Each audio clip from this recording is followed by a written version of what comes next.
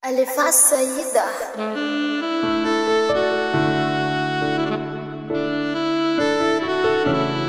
Sunny on the beat.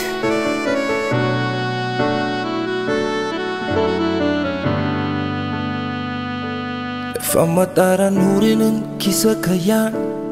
nanoratra an'ty aho satry niezaka hatrany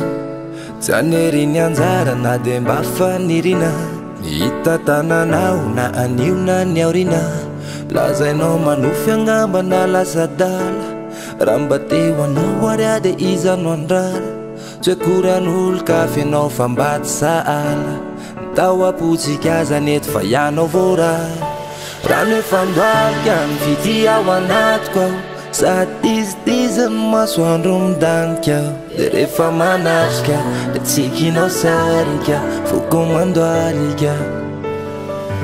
fity efa nomeko iny nanakarariny aiko iny foko anao daholo fa tsy fanomezatsiny tsy mila vaniny na miandry valiny fa ampitiavana be zay ny tena marine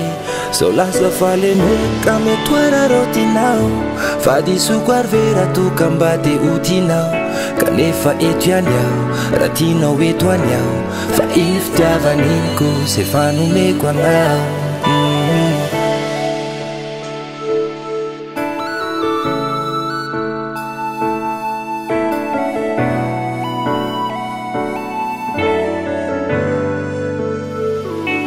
de azo menatsiny aho raha tojamba ny foko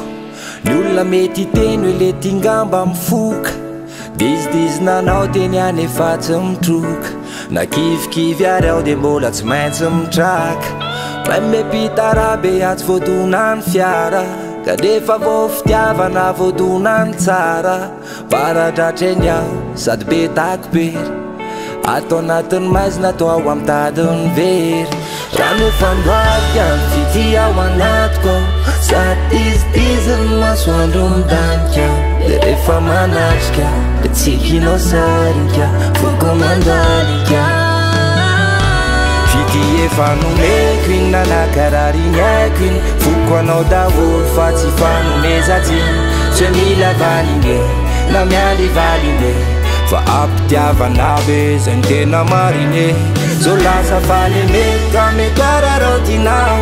fa disoko arivera toka mba de otinao kanefa eto ihany aho raha tianao eto any aho fa iny fitiavaniko zay fanomeko anao anaonao